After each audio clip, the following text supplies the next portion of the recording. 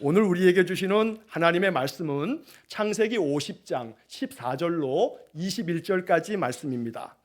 창세기 50장 14절로 21절까지의 말씀을 봉독하겠습니다. 요셉이 아버지를 장사한 후에 자기 형제와 호상꾼과 함께 애굽으로 돌아왔더라. 요셉의 형제들이 그들의 아버지가 죽었음을 보고 말하되 요셉이 혹시 우리를 미워하여 우리가 그에게 행한 모든 악을 다 갚지나 아니할까 하고 요셉에게 말을 전하여 이르되 당신의 아버지가 돌아가시기 전에 명령하여 이르시기를 너희는 이같이 요셉에게 이르라. 내 형들이 내게 악을 행하였을지라도 이제 바라건대 그들의 허물과 죄를 용서하라 하셨나니 당신 아버지의 하나님의 종들인 우리 죄를 이제 용서하소서 하매 요셉이 그들이 그에게 하는 말을 들을 때에 울었더라. 그의 형들이 또 친히 와서 요셉의 앞에 엎드려 이르되 우리는 당신의 종들이니이다. 요셉이 그들에게 이르되 두려워하지 마소서. 내가 하나님을 대신하리이까. 당신들은 나를 해하려 하였으나 하나님은 그것을 선으로 바꾸사 오늘과 같이 많은 백성의 생명을 구원하게 하시려 하셨나니 당신들은 두려워하지 마소서. 내가 당신들과 당신들의 자녀를 기르리이다 하고 그들을 간곡한 말로 위로하였더라. 아멘. 자, 우리 옆에 있는 분들 한번 축복하겠습니다. 축복합니다 하고 손도 한번 잡아주시고.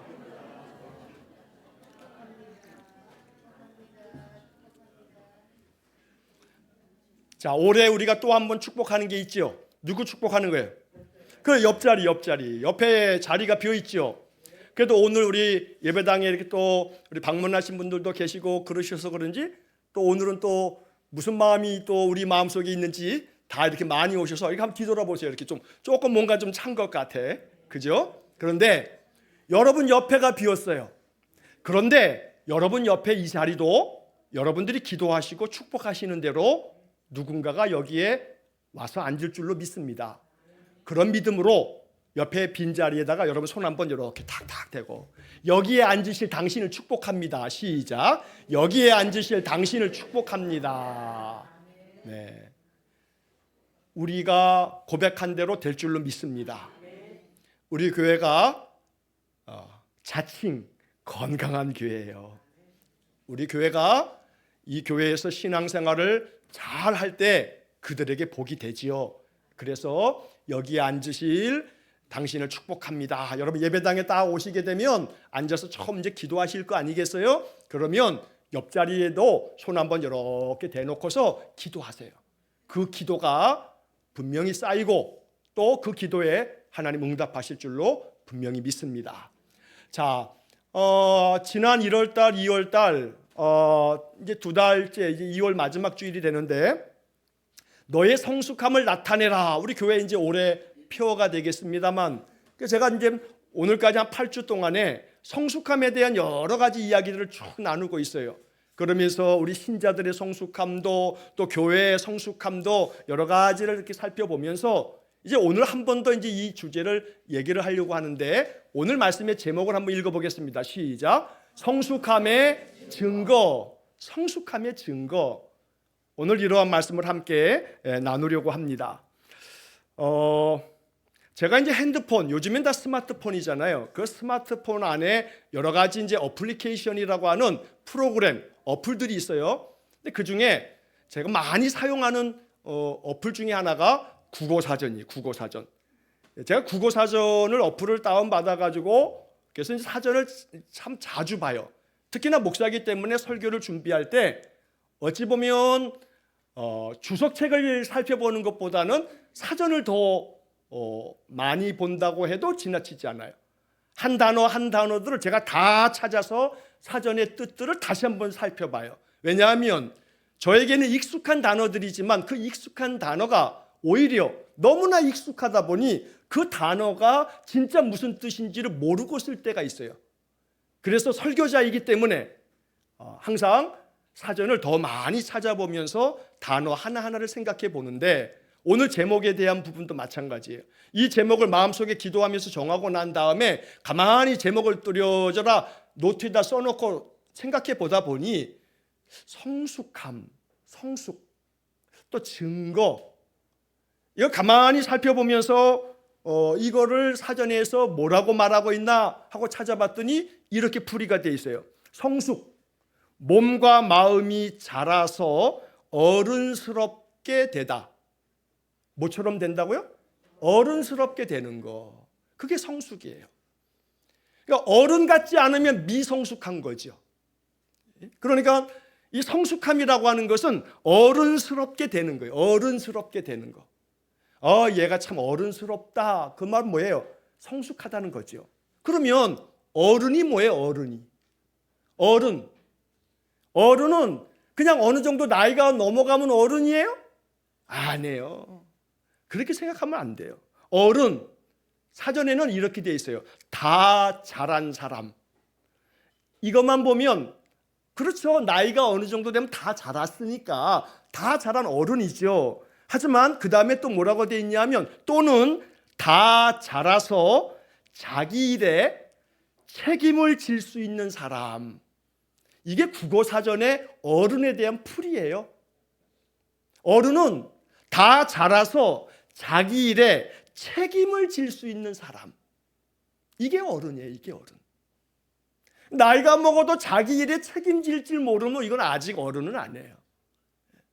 근데 그 어른이 세상에서 살아가는 삶일 뿐만 아니라 우리 신자들의 모임인 이 교회 공동체 안에서 어른, 성숙한 어른, 어른스러운 그런 신자가 누구냐? 자기 일에 책임을 질 줄 아는 그런 어른스러운 그런 사람, 그게 성숙한 사람일 텐데, 그래서 그 성숙함의 이야기를 나누면서 오늘은 제목에다 뭘 하나 덧붙였냐면 이렇게 어른스럽게 자기 일에 책임을 질 줄 아는 그런 성숙한 사람들이라면 그 성숙함이 나타나야 되는 거예요. 우리 주제처럼. 그러니까 그 성숙함이 나타나는 거가 뭐냐면 그게 증거죠. 증거. 여러분, 증거라고 하는 말이요, 이 사전에는 이렇게 돼 있어요. 어떤 사실을 증명할 수 있는 근거, 증명할 거리가 있어야지요. 이 사람이 어른스럽다, 성숙하다라고 하는 거를 뭘로 증명하겠냐 이 말이에요. 그 성숙함의 증거. 그래서 오늘 설교의 요점은 그런 거예요. 예수 믿는 신자들에게 성숙함의 증거가 있어야겠다는 거예요. 증거가 없으면 안 되는 거예요. 성숙함을 받아들일 수 없어요. 그러니까 예수 믿는 사람으로서 성숙함의 증거가 있어야겠다. 자, 옆 사람에게 한번 물어보세요. 성숙함의 증거가 있어요? 하고 물어봐요. 물어봐요. 성숙함의 증거가 있나요? 에? 증거가 있어요? 있다고요? 감사합니다. 근데 마음이 조금 찔려. 그럼 이제 오늘 이 얘기를 잘 듣고 다른 건 몰라도 오늘 설교의 한 가지만큼은 성숙함의 증거, 이런 증거는 있어야겠다.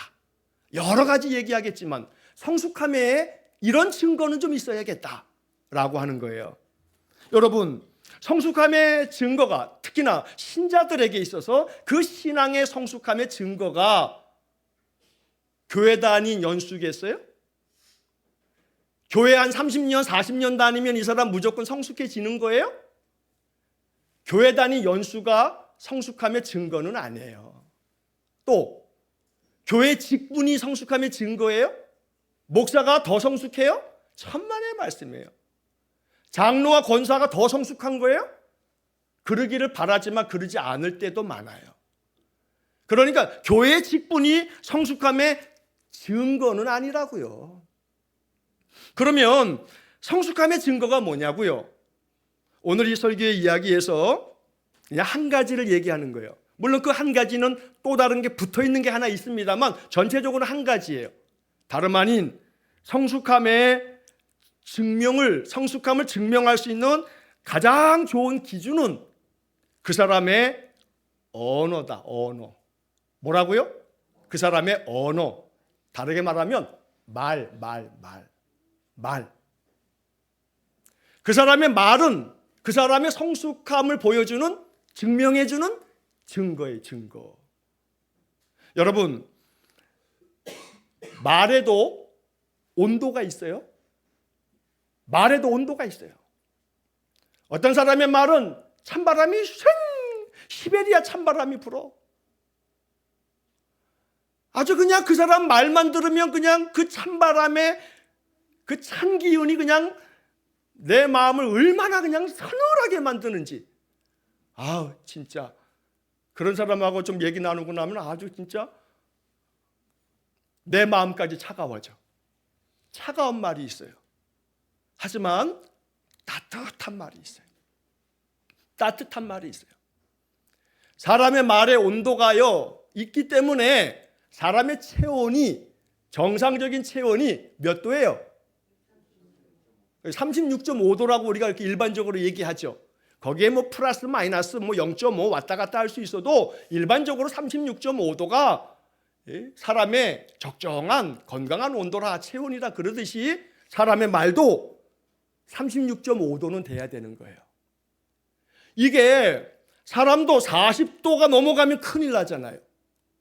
말도 너무 뜨거우면 듣는 사람이 좀 피곤해. 너무 뜨거워도 조금 곤란해. 또 너무 차가우면 또 안 돼요. 저체온증에 걸려요. 체온이 그렇듯이. 그러니까 적정한 온도 36.5도면 좋겠다고요. 따뜻한 기운이 느껴지는 온도 말이에요. 간혹 저는 그런 생각도 해봐요. 1년이 며칠이에요? 365일. 가장 좋은 체온은 몇 도예요? 36.5도. 야, 이렇게 맞추려고 해도 맞추기 어렵겠다. 365, 36.5. 이거 나름대로 뭔가 조화가 있지 않나 하는 음모론을 제가 얘기하는 거예요. 그런데 요는 뭐냐 하면 결국 말의 온도를 잘 유지해 가자는 거예요. 말의 온도를. 우리의 언어의 온도를. 여러분, 오늘 성경은 창세기 50장의 이야기인데 주인공이 누구냐면 요셉이에요. 근데 이 요셉이요, 어렸을 때, 청소년기 때 참 재수없는 애였어요, 얘가. 아주 얼마나 재수없는지 얘네 형들한테 미움을 많이 받았어요. 근데 왜 재수없는 애였냐면 성경에 이렇게 나와 있어요. 창세기 37장 8절에 보면 이렇게 표현되어 있어요. 그의 형들이 그에게 이르되 네가 참으로 우리의 왕이 되겠느냐, 참으로 우리를 다스리게 되겠느냐 하고 그의 꿈과 그의 말로 말미암아 그를 더욱 미워하더니, 그의 말로 말미암아 그를 더욱 미워하더니. 요셉이 왜 형들에게 미움받았다고요? 말로 말미암아 미움받았다고요. 창세기 37장 8절에 적혀 있는 말이에요. 아니, 이놈이 아버지의 사랑을 독차지했거든요. 그때까지만 해도 막내야. 11번째 태어났어요. 이복 형제가 앞에 많았죠. 그런데 이 야곱이 사랑했던 여자는 라헬인데 정작 사랑했던 이 라헬에게서는 자식이 하나도 없다가 이제 또 다른 부인들을 통해서 10자식을 낳고 난 다음에 사랑했던 그 여인 라헬이 아이를 갖고 낳은 아들이 요셉이에요. 요셉. 막내 동생 베냐민 낳기 전에. 그러니까 이 요셉이 얼마나 이쁘던지 아버지가 채색 옷도 지어 입히고 아버지의 사랑이 이 요셉에게, 막내 아들이 그런 것처럼 많은 사랑 받았어요. 그러니까 이놈이 꼭 이 막내 짓을 하네.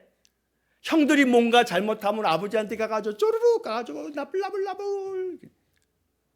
그러니까 형들이 곱게 보지 않죠.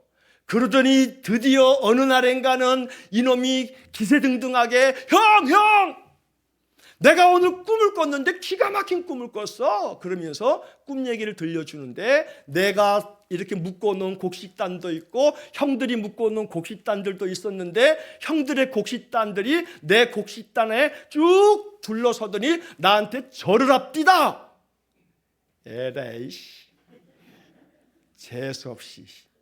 그러지 않겠어요, 형들이? 그러니까 이 형들이 그의 말로 말미암아 그를 미워하더니. 그러니까 이 눈에 가시 같은 이 막내 이 요셉을 팔아먹잖아요.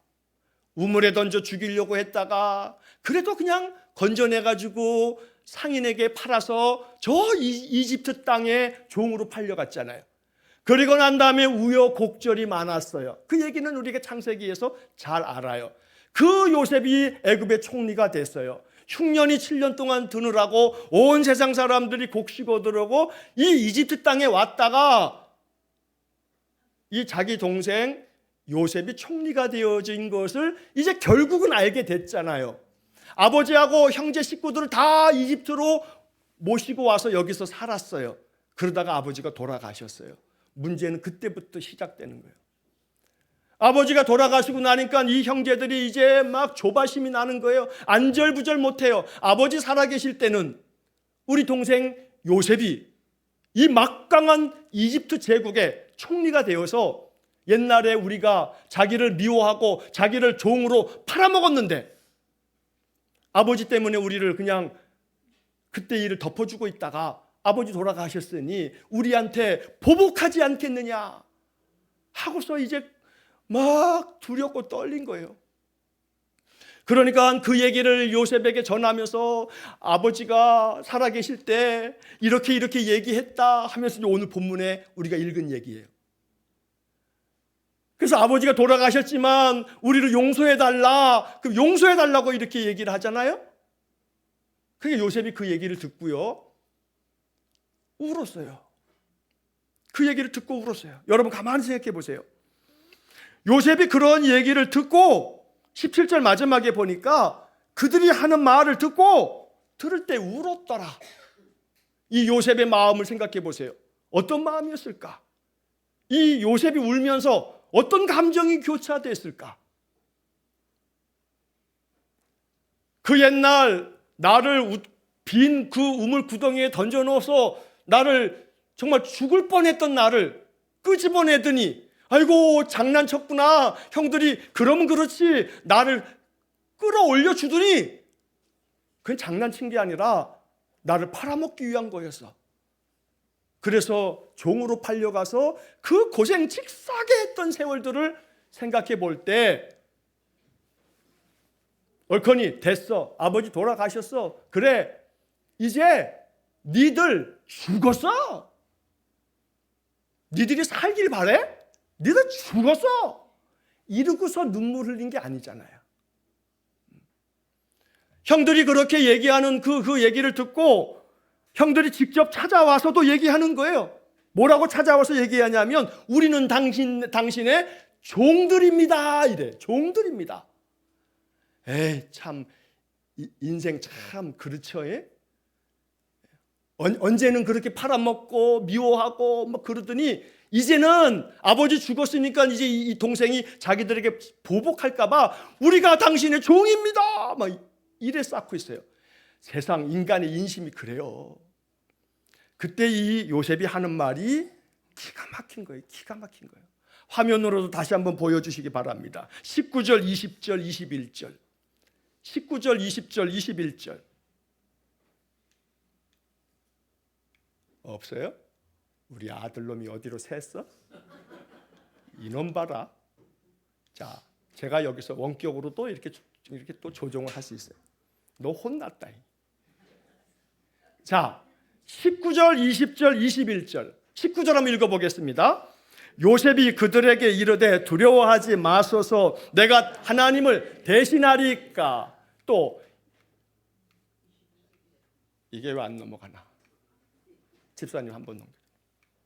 자, 그 다음에 넘어갔어. 아이코 넘어갔어요. 자, 20절 21절 같이 읽겠습니다. 당신들은 나를 해하려 하였으나 하나님은 그것을 선으로 바꾸사 오늘과 같이 많은 백성의 생명을 구원하게 하시려 하셨나니 당신들은 두려워하지 마소서 내가 당신들과 당신들의 자녀를 기르리라. 이렇게 말했다고요. 나 복수하지 않을 거예요. 형님들 두려워하지 마소서라고 19절에 얘기했는데 21절에 또 한 번 두려워하지 마소서 이렇게 말하면서 내가 어찌 하나님을 대신하겠습니까? 당신들은 나를 해하려고 했지만 하나님은 그것을 선으로 바꾸셨습니다. 오늘과 같이 많은 사람의, 많은 백성의 생명을 구원하려고 하신 겁니다. 이렇게 얘기하면서 내가 당신들과 당신들의 자녀들을 기르리이다. 잘 돌봐주겠습니다. 이렇게 말하는데 창세기는 이런 모든 것들을 이렇게 해석하고 있는 거예요. 21절 맨 마지막에 그들을 간곡한 말로 뭐 했다고요? 위로하였더라. 그들을 간곡한 말로 위로하였더라. 주보 안에 제가 쉬운 성경의 번역을 놓아놨는데 그 쉬운 성경 번역의 마지막 21절에 그 내용을 보시면 그러니 두려워하지 마십시오. 내가 형님들과 형님들의 아우들을 돌봐드리겠습니다. 이처럼 요셉은 형들을 안심시키고 형들에게 따뜻한 말을 해주었습니다. 여러분, 쉬운 성경의 번역이 얼마나 좋아요. 어떤 말을 해줬대요? 따뜻한 말을 해주었습니다. 간곡한 말로 위로하였더라. 새번역, 이 개역개정 성경의 번역을 쉬운 성경은 따뜻한 말을 해주었습니다. 이렇게 번역하는 거예요. 제가 아까 말씀드렸죠. 요셉이 형들에게 미움받았어요. 뭐 때문에요? 그의 말로 말미암아. 이 말 때문에 미움받았어요.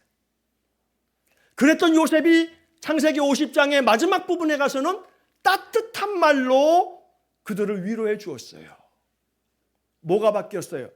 요셉의 말이 바뀌었어요. 요셉의 말이 바뀌었어요. 이게 성숙함이에요.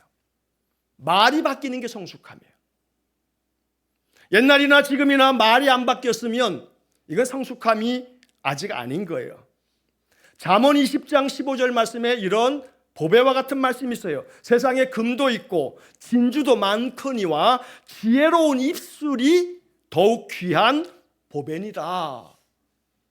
금도 많고 진주도 많고 온갖 보석이 많아도요, 더욱 귀한 보배는 지혜로운 입술이라고요. 입술이 지혜롭다는 게 뭐예요? 입술에서 나오는, 입에서 나오는 말이 지혜롭다는 거지요. 그런데 이게 참 어려운 거예요. 왜냐하면 이 입술을 잘 주관하여 내 입의 말을 잘 다스리기가 어렵기 때문에.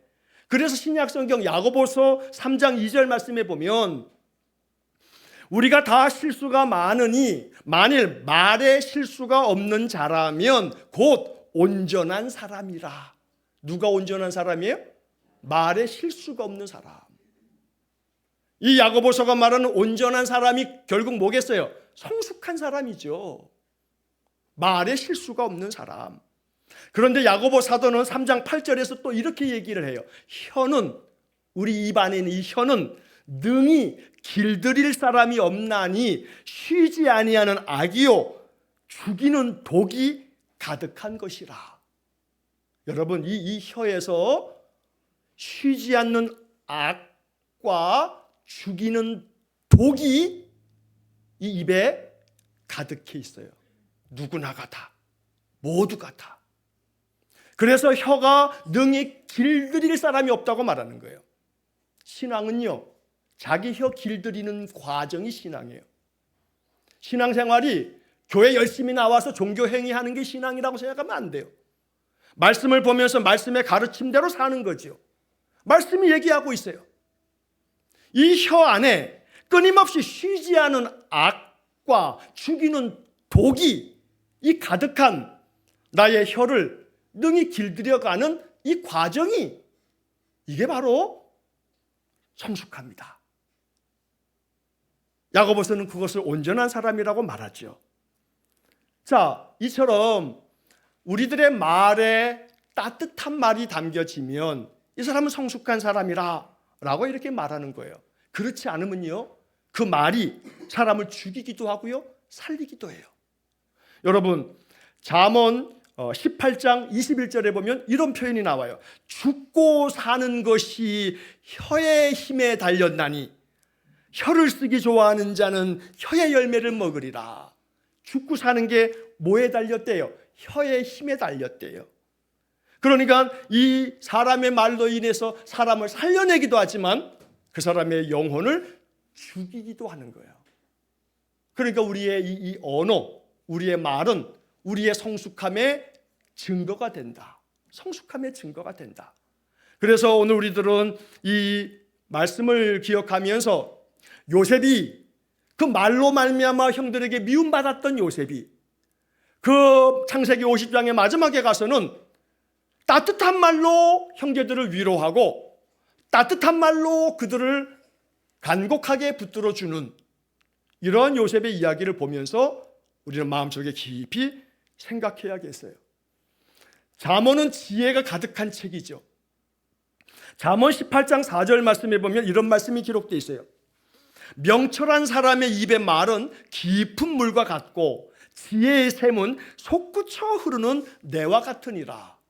명철한 사람, 지혜로운 사람의 그 입의 말은 깊은 물, 아주 샘이 깊은 샘에서 솟아나는 맑은 물과 같은 거예요.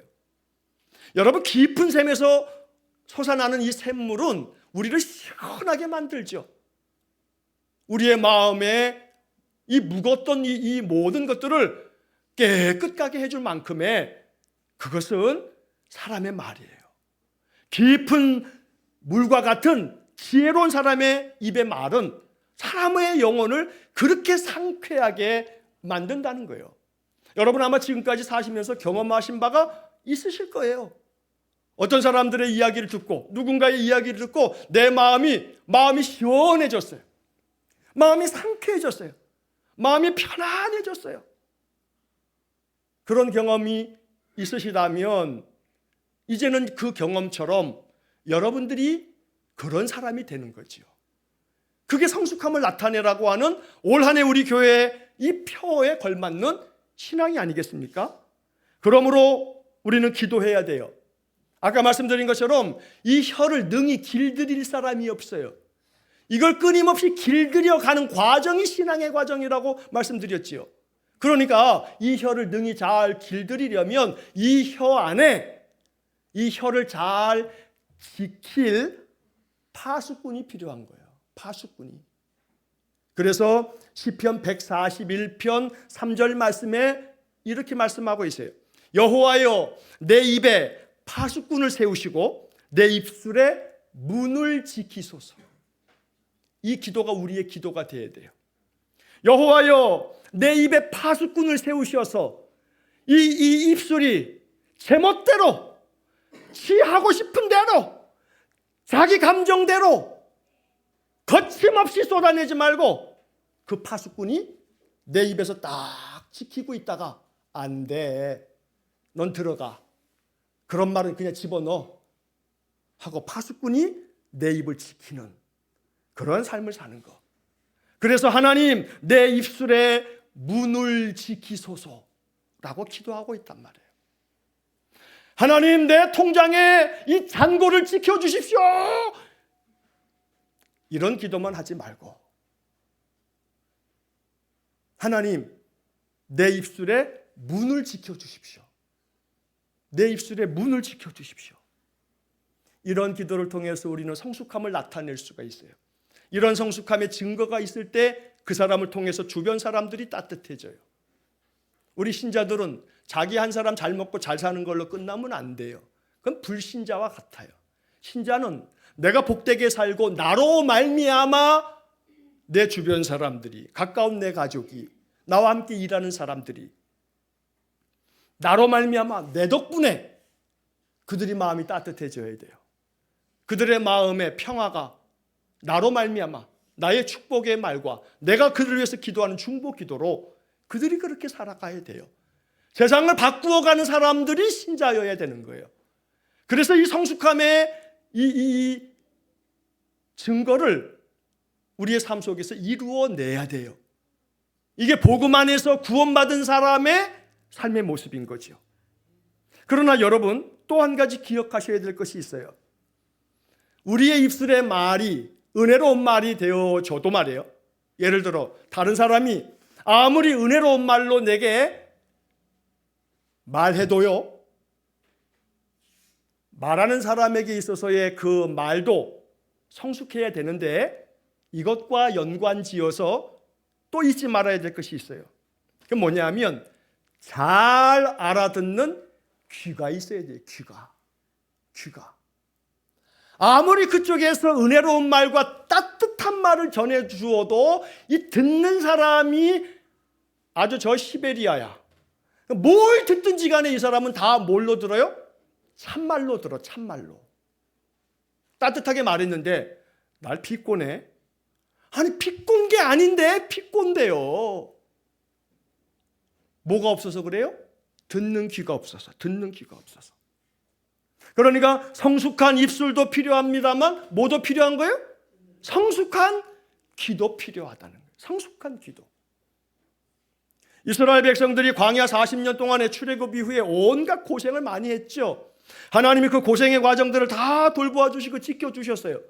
그러나 끊임없이 그들은 원망하고 불평하고, 그래 광야 40년 동안에 이스라엘 사람들은 여호와를 섬기는 사람들이 아니라 우스갯말로 원불교 신자라고 그러죠. 원불교 신자. 원망하고 불평하는 교인들, 원불교. 원망하고 불평하는 교인을 원불교 교인이라 그러는 거예요. 기독교 교인이 아니라 원불교 교인. 원망과 불평이 가득한 교인들. 이스라엘 사람들이 그랬단 말이에요. 그런데 그 이스라엘 사람들에게 하나님 말씀하시기를 신명기 29장 4절 말씀에 이런 말씀이 있어요. 그들에게 그렇게 큰 시험과 이적과 큰 기사를 너희들의 눈으로 보았다라고 말한 다음에 그 다음에 이어서 그러나, 신명기 29장 4절, 그러나 깨닫는 마음과 보는 눈과 듣는 귀는 오늘까지 여호와께서 너희에게 주지 아니하셨느니라. 하나님이 안 주셨다라고 하는 표현으로 표현되어 있습니다만 이 얘기는 뭐냐면 계속해서 원망하고 불평하니까 하나님이 그 마음을 거두어 가신 거예요. 깨닫는 마음을 거두어 가셨어요. 듣는 귀를 거두어 가셨어요. 듣는 족족 오해를 해버려. 이거요 대책이 없어요. 아무리 내가 따뜻한 말을 해도 그쪽에서 오해하고 들어버리면 답이 없어요. 답이 없어요. 신자들도 마찬가지. 따뜻한 말을 할 수 있는 은혜로운 입술, 성숙한 입술이 있어야겠습니다만 아울러 성숙한 귀가 있어야 된다. 듣는 귀가 있어야 돼. 듣는 귀가. 그런 점에서 마지막으로 히브리서 4장 2절 말씀을 나누고 마치려고 하는데, 성경이 있으신 분들은 히브리서 4장 2절을 좀 다 한번 찾아보세요. 히브리서 4장 2절 한번 다 찾아보세요.